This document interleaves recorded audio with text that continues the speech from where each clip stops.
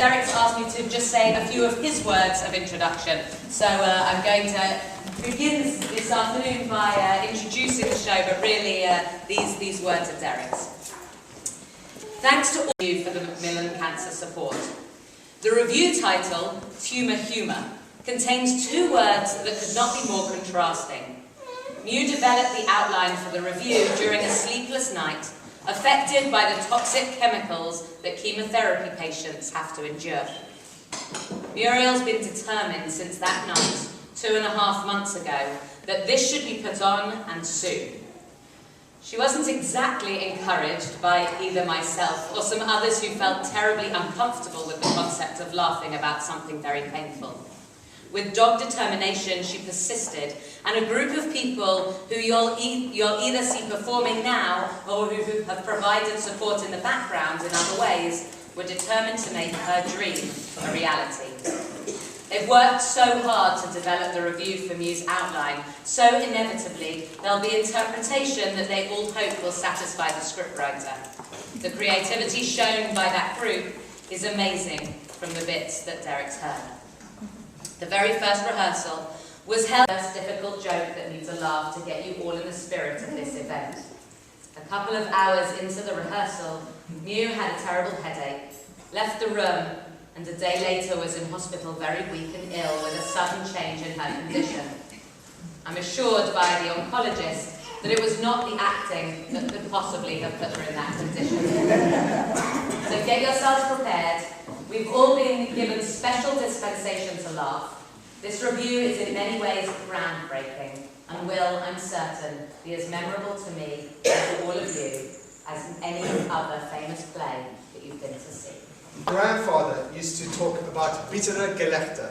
Now, bittere gelächter means bitter laughter. In this case, it's giant bittere gelächter. Now, I hope that you guys can manage to laugh. A loud smile will do. Some of the jokes are pretty sick, pun intended. Ladies and gentlemen, let the show begin. It's a thin green candle.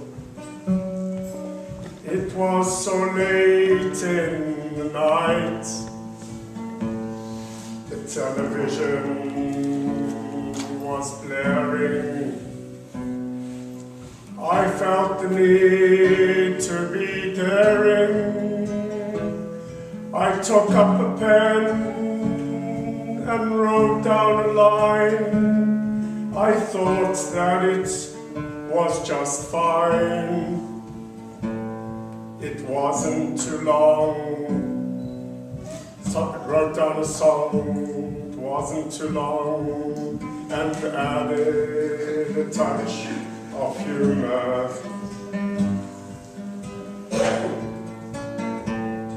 My characters came one by one and put themselves in the frame. Sandy came first and she was the lead. My thought processes, they were free. Mandy walked in through the door and placed herself in the score. Morris was next and Dan came along. He would sing the song.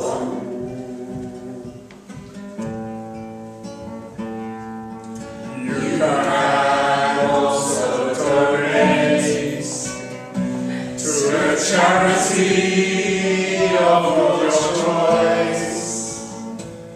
The hospice, it waits on you. Macmillan's needs plenty of cash. Donate to your stash, put yourselves in the queue.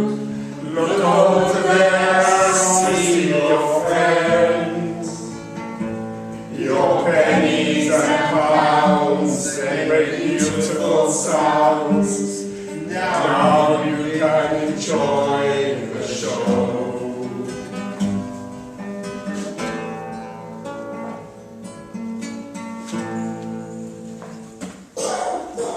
Sandy is sitting at... You know, it's the chemo. It saps all of your strength. And they say if the cancer doesn't get you, the chemo bloody well will.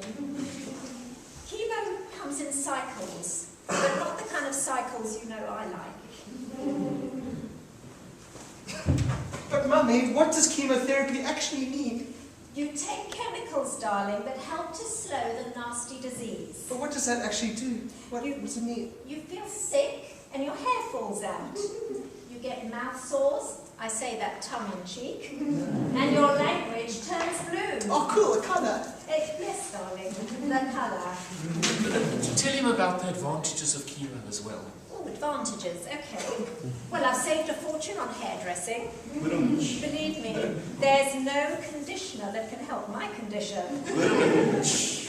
I've seen some wonderful TV at 3 in the morning, and with my memory the way it is, everything is fresh and new, even if I've seen it 100 times before. And my sign reading has improved fantastically. Oh, you get to play as Lieutenant Ilya in Star Trek.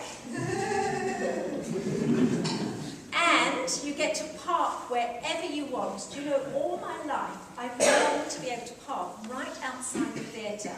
But when I finally got my disabled pass, frankly, I'd rather be in bed. How are you really feeling right now? My arm is stiff, my neck is aching, my eyes are itching. Do I complain? Boris, darling, just get me a glass of water. My mouth is so dry.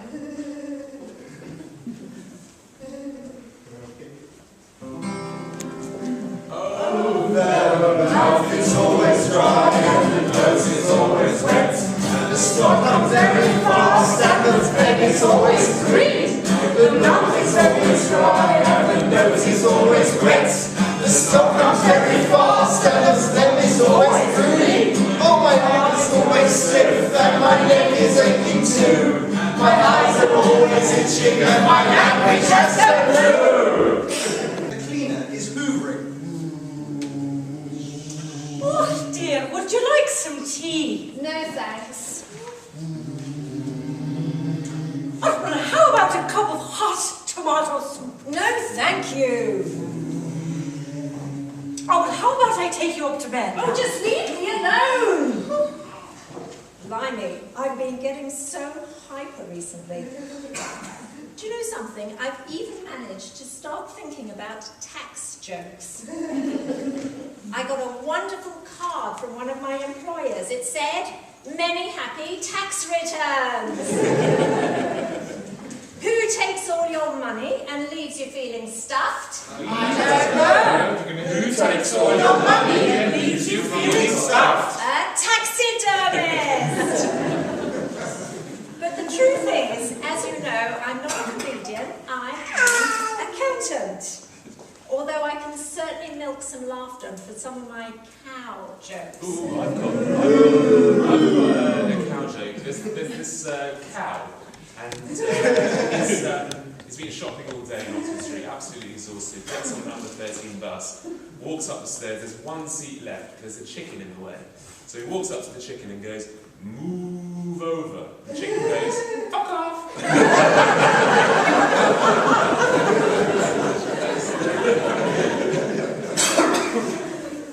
But you know, despite everything that I'm going through, I'm absolutely still determined to work. Right, glasses on, look at work.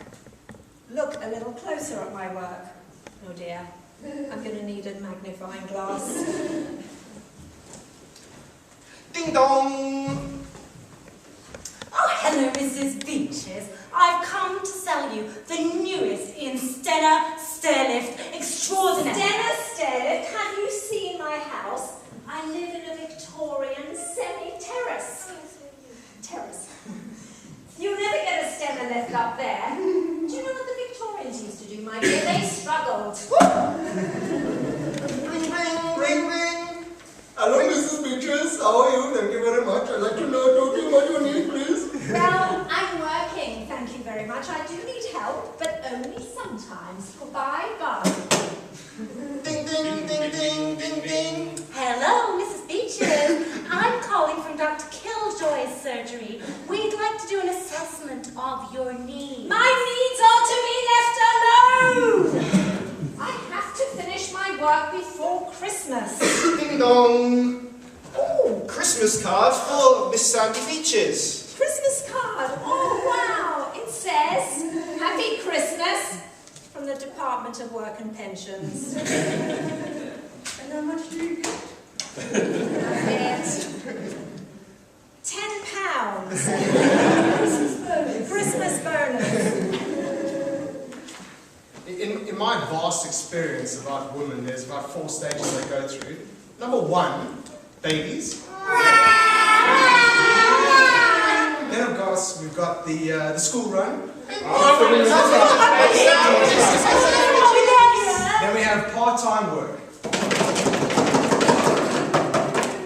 And then I can't remember what the 4th one is, but they're ailments.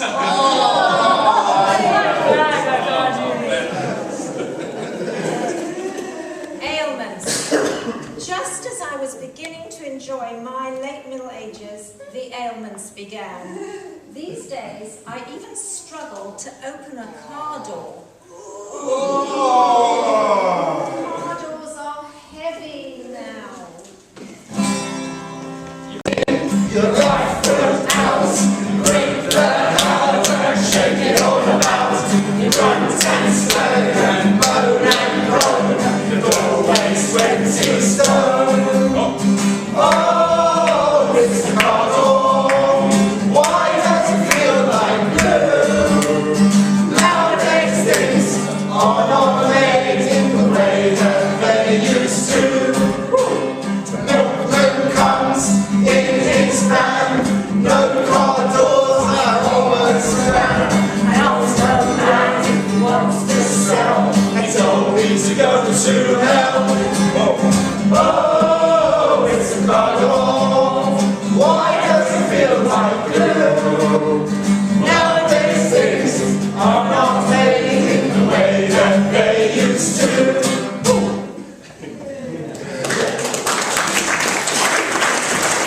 Morris are walking down the aisle in the supermarket.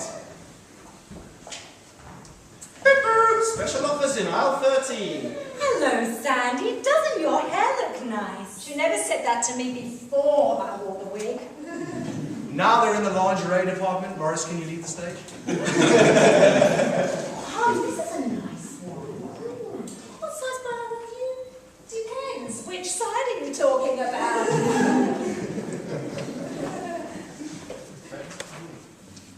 Sandy returns to her writing.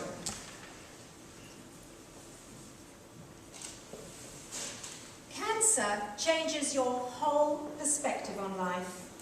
I used to always spend my time planning for the future. Now, I plan for today and for tomorrow. I just remembered, I was walking the other day in Finchley and this South African guy came up to me flogging gym memberships. Lazarettes! Shit, I'm feeling good today. Do you want to come join our gym, man? I've got a really great membership deal for 1 year. For 1 year! 1 year? Yeah. Listen, young man, I don't buy green bananas. I don't think she quite understands me. It's not a fruit and vegetable store, ma'am. I don't think he got it, but frankly, I couldn't be bothered to explain. Now, I didn't join the gym, but I did join in a Pilates class that was being held at the local care centre.